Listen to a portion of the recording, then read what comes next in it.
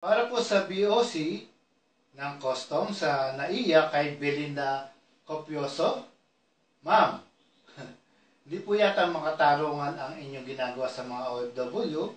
Kayo na rin na may sabi sa interview na kahit isang items lang na branded kailangan ng tax. Ito muna po yung para sa inyo, thank you. Dahil kami mga OFW, may kakayahan kami bumili ng mga branded. At ganito kami, dahil pinag-iipunan namin iyan, at yung ibang mga branded, pasalubong namin sa Pilipinas. Para sa aming mga anak o mahal namin sa buhay. Ay kung bibigyan pa nyo kami ng tax sa aming branded na items na iuwi sa Pilipinas, ay hindi na po makatarungan iyan. Dapat po sa inyo, Belinda Copioso, ibaon ng buhay sa lupa. Dapat isama kayo ni Lina. Paalala lang po, nag-sorry na po si Lina.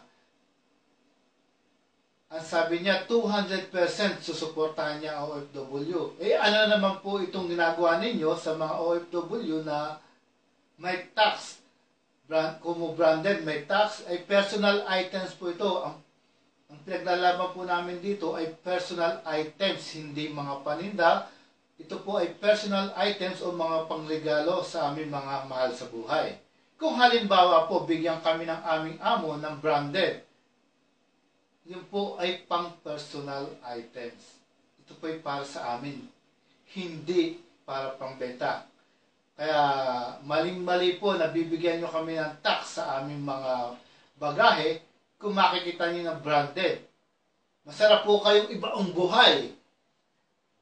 Masama lang pong magmura eh. Pero ngayon lang po, thank you, Belinda Copioso. Dapat sa iyo, may pagkalagyan